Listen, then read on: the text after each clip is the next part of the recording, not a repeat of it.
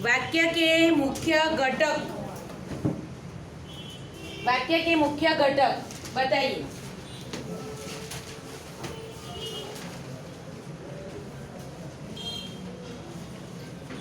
घटक, तत्व और अर्थ की दृष्टि से वाक्य के प्रकार तैयार करने के लिए आपको कहा था। बोलो। उद्देश्य और विधेय। अर्थ के आधार पर वाक्य के प्रकार। अर्थ के आधार पर वाक्य के प्रकार। 8 प्रकार। विधान वाक्य, विस्मयादी वाचक वाक्य, आज्ञार्थक वाक्य, इच्छावाचक वाक्य,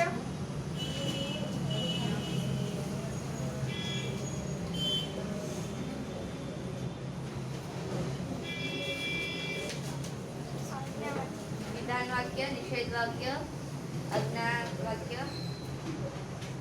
अज्ञात वाक्य, विस्मयावाचक वाक्य, प्रश्नार्थ वाक्य,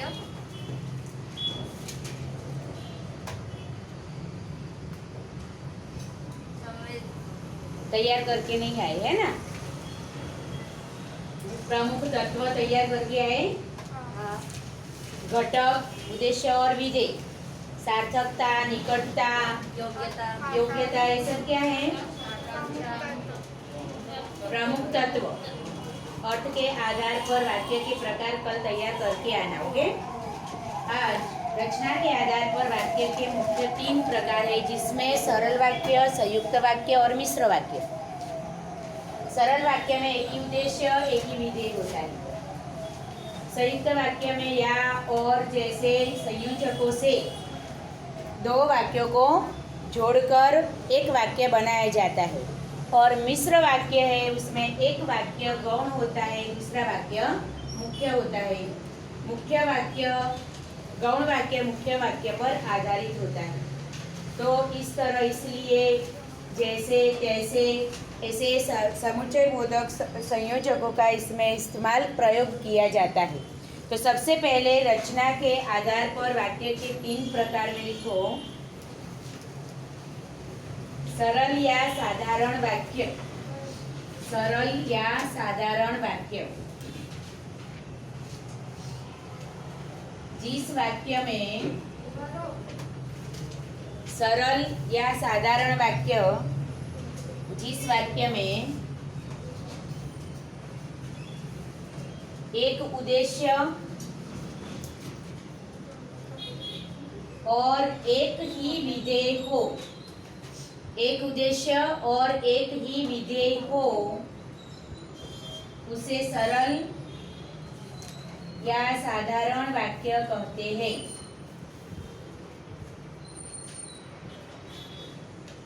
सरल या साधारण वाक्य कहते हैं। जैसे, पिताजी पार्क में बैठे हैं। पिताजी पार्क में बैठे हैं।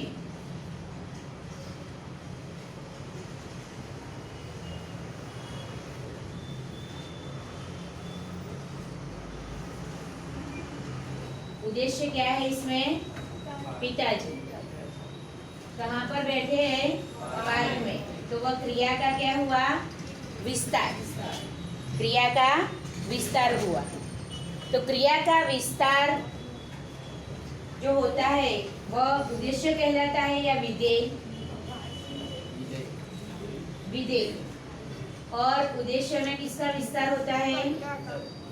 कर्ता का। कर्ता का विस्तार होता है। पिताजी पार्क में बैठे, विधान में पिताजी उद्देश्य है और पार्क में बैठे हैं विधेय है।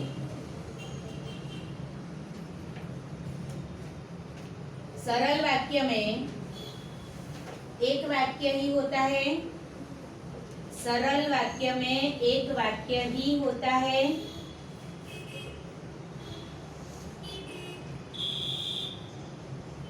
वाक्य के उद्देश्य में कर्ता, कर्ता का विस्तार, कर्ता कर्ता का विस्तार तथा विधेय में क्रिया क्रिया का विस्तार क्रिया का विस्तार और कर्म कर्म का विस्तार कर्म और कर्म का विस्तार आदि आ जाते हैं।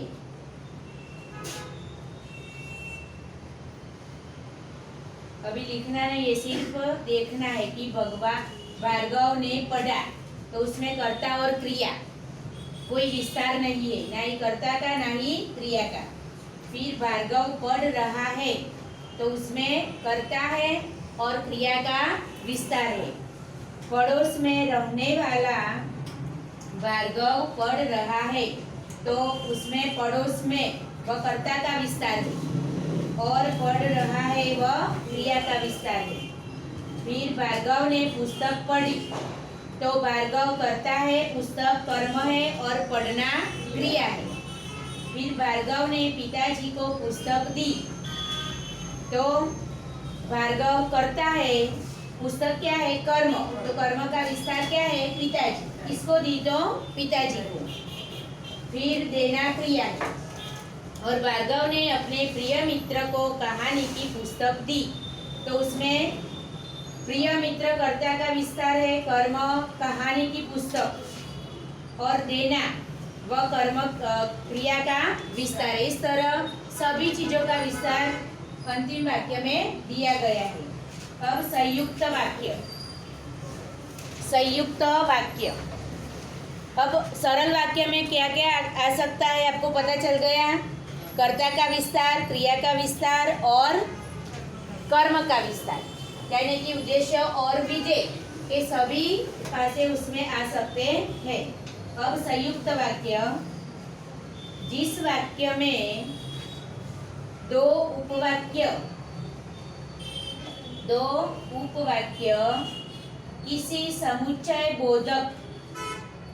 किसी समुच्चय बोधक अव्यय से, अव्यय यानी कि संयोजक, गुजराती में हम उसे संयोजक कहते हैं, अव्यय, किसी समुच्चय बोधक अव्यय से जुड़े होते हैं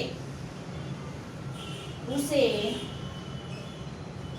संयुक्त वाक्य कहते हैं।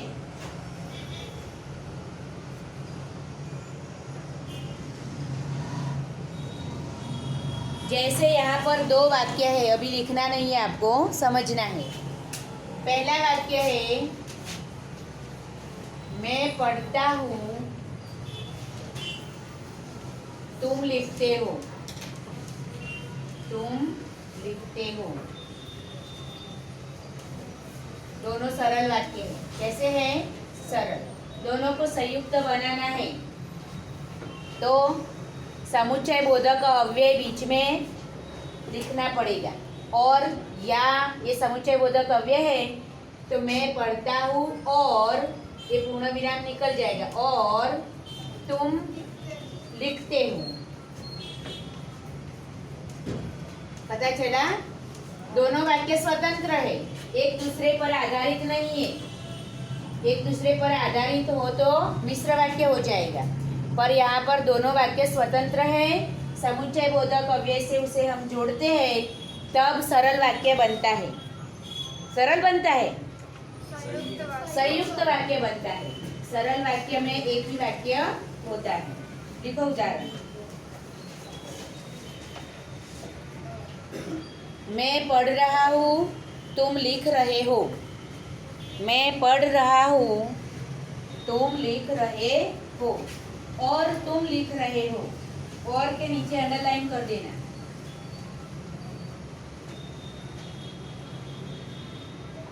योजक आने यानी कि दोनों वाक्यों को जोड़ने वाला पद, तो समुच्चय बोधक अव्यय। वाक्य में दो उपवाक्य है एवं, वाक्य में दो उपवाक्य है एवं और समुच्चय बोधक अव्यय से जुड़े हैं। समुच्चय बोधक अव्यय से जुड़े हैं। उदाहरण लिखो। मैं हूँ सत्यकेतु, मैं हूँ सत्यकेतु।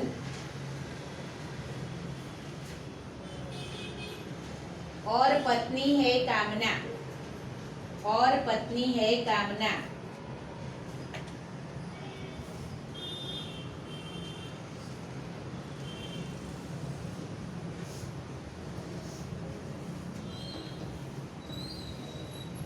दूसरा उदाहरण, तुम नहीं जा सके तो, तुम नहीं जा सके तो बेटे को भेज देते, बेटे को भेज देते।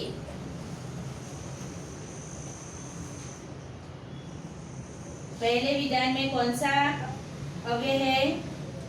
और दूसरे विधान में तो।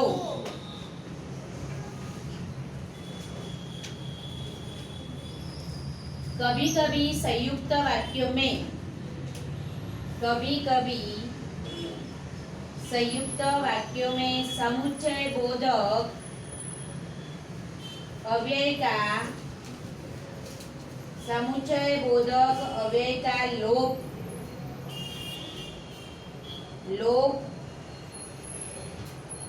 भी कर दिया जाता है, लोप भी कर दिया जाता है।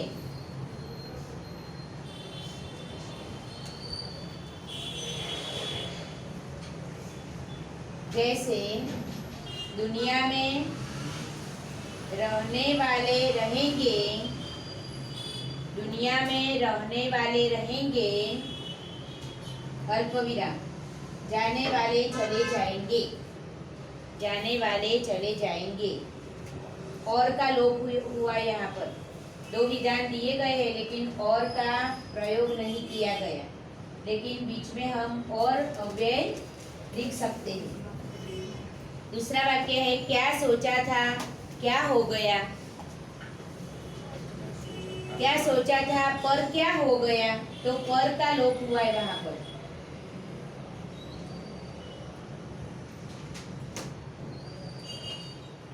और तीसरा वाक्य, काम किया है पैसा तो लूंगा ही। काम किया है इसलिए, काम किया है इसलिए पैसा तो लूंगा ही, तो यहाँ पर इसलिए का लोप हुआ है।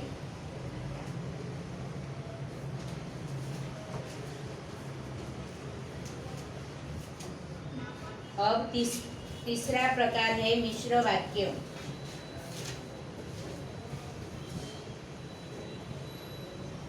जिस वाक्य की रचना, मिश्र वाक्य, जिस वाक्य की रचना एक से अधिक ऐसे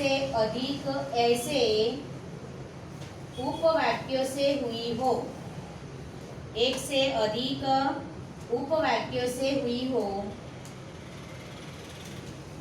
जिसमें एक प्रधान वाक्य, जिसमें एक प्रधान वाक्य और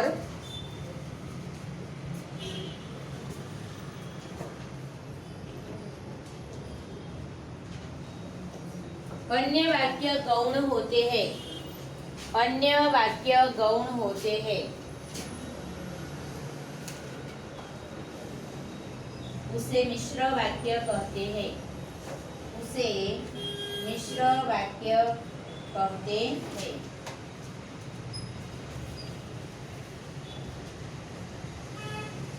उदाहरण, मैं देखता हूँ कि तुम मेहनत नहीं करते।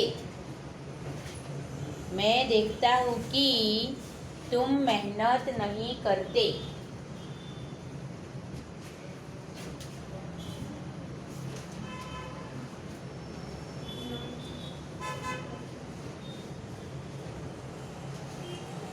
सविता को पुरस्कार मिला।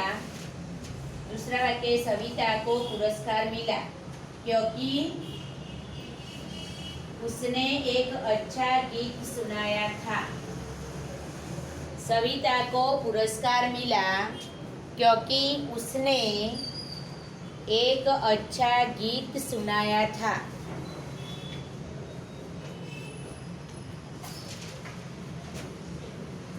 दोनों में अव्यय कौन सा है? क्योंकि, और पहले विधान में कि। एक वाक्य दूसरे पर आधारित होता है। जैसे सविता को पुरस्कार मिला, पर क्यों मिला? क्योंकि गीत सुनाया था। पहले वाक्य में तुम क्या देख रहे हो तो तुम मेहनत नहीं करते। तो एक दूसरे पर आधारित जब वाक्य होते हैं, एक वाक्य दूसरे विधान पर आधारित होता है तब मिश्र वाक्य बनता है। दोनों विधान स्वतंत्र होते हैं और सब अव्यय से जुड़े होते हैं तब संयुक्त वाक्य बनता है। और जिसमें कोई अव्यय नहीं है ऐसे विधान को आदित्य क्या कहते हैं? कोई भी अव्यय नहीं है ऐसे विधान को संदीप ऐसा वाक्य कहते हैं। सावन, कोई भी अव्यय नहीं है ऐसे विधान को मिश्र वाक्य। सरताज, जिसमें कोई अव्यय नहीं है ऐसे विधान को आबिद, मौलिक, सरल वाक्य। जिसमें कोई अव्यय नहीं है उसे सरल वाक्य कहते हैं।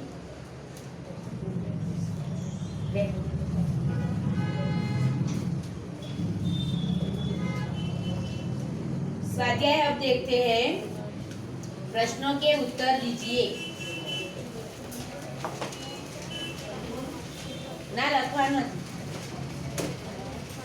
ये बाद में देखते। पहले अर्थ के आधार पर वाक्य के प्रकार लिखिए। अर्थ के आधार पर वाक्य के प्रकार लिखिए। पहला वाक्य पढ़िए और उत्तर दीजिए। कितना सुंदर बच्चा है, विस्मयादि वाचक वाक्य। हाँ, कितना सुंदर बच्चा है। दूसरा वाक्य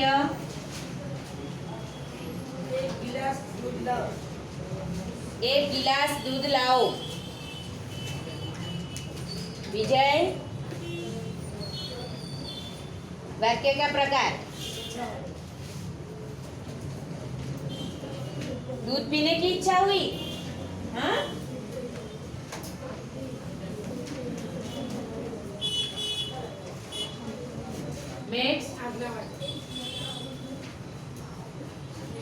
आज्ञावाचक। राम अयोध्या के राजा थे। राम अयोध्या के राजा थे। हकीकत जिसमें बताई गई हो। विधानवाचक, विधान वाक्य। वहाँ पेड़ पौधे नहीं थे। वहाँ पेड़ पौधे नहीं थे। भावेश, जैनिल,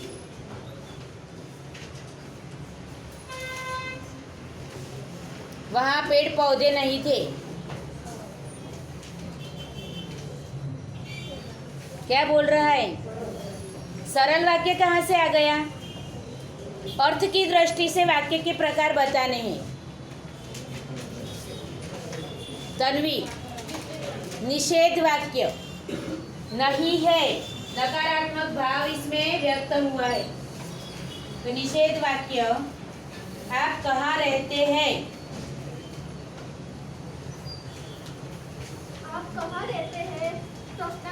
प्रश्नार्थवाचक, प्रश्नार्थवाचक वाक्य। आपकी यात्रा मंगलमय हो। आपकी यात्रा मंगलमय हो। इच्छावाचक। शायद मुझे ही अहमदाबाद जाना होगा।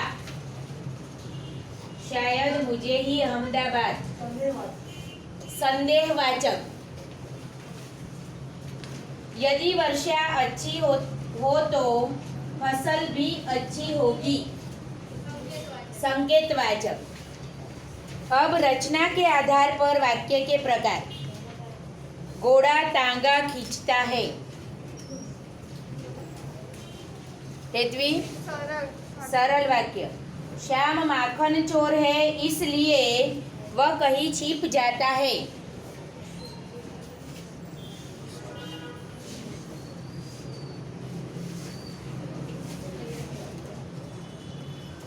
श्याम माखन चोर है इसलिए वह कहीं छिप जाता है। मिश्र वाक्य। संयुक्त वाक्य आएगा। माखन चोर है तो वाक्य का पूरा बाद में कोई हमें प्रश्न नहीं रहता, पूरा वाक्य है, स्वतंत्र है, इसलिए वह संयुक्त वाक्य आएगा। राकेश को बुखार आया इसलिए उसे अस्पताल भर्ती करवाया गया।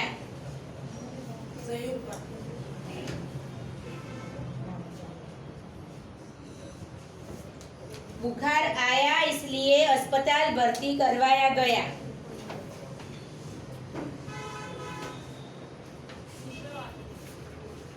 राघव संयुक्त वाक्य। बुखार आया वहां पर भी पूर्ण विराम में कोई प्रश्न नहीं रहता, तो जहां पर कोई प्रश्न नहीं रहता और हमें वाक्य पूरा अर्थपूर्ण लगता है, कोई अधूरी बात उसमें नहीं है, तो संयुक्त वाक्य आएगा। पानी बरस रहा है।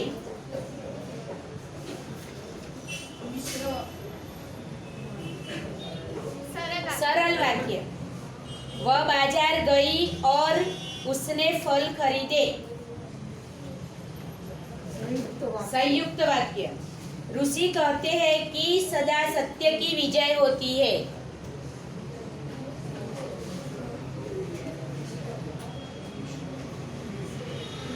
मिश्र वाक्य। क्या कहते हैं? तो सत्य की विजय होती है, दूसरे पर उसी के अनुसंधान में दूसरा वाक्य है। फिर आचार्य ने कहा कि स्कूल 3 दिन बंद रहेगा, बंद नहीं रहेगा। ओके, मिश्र वाक्य। आप दिल्ली कब जा रहे हो? सरल वाक्य। आप दिल्ली कब जा रहे हो? सरल वाक्य। सही उत्तरों का चयन कीजिए। अर्थ के आधार पर वाक्य के कितने भेद हैं? अर्थ के आधार पर वाक्य के कितने भेद हैं? कितने? 8 भेद हैं। रचना की दृष्टि से वाक्य के कितने प्रकार हैं? 3 प्रकार है। मनोज अध्यापक है, उद्देश्य छाटिए। मनोज।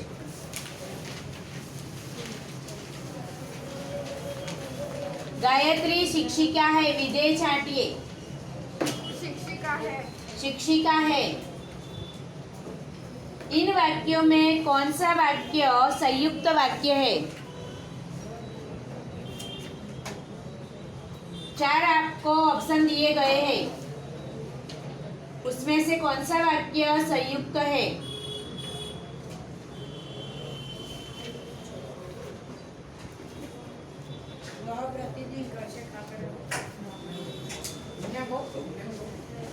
वो घर जाता है और खाकर आता है। वह घर जाता है और खाकर आता है। इन वाक्यों में कौन सा मिश्र वाक्य है?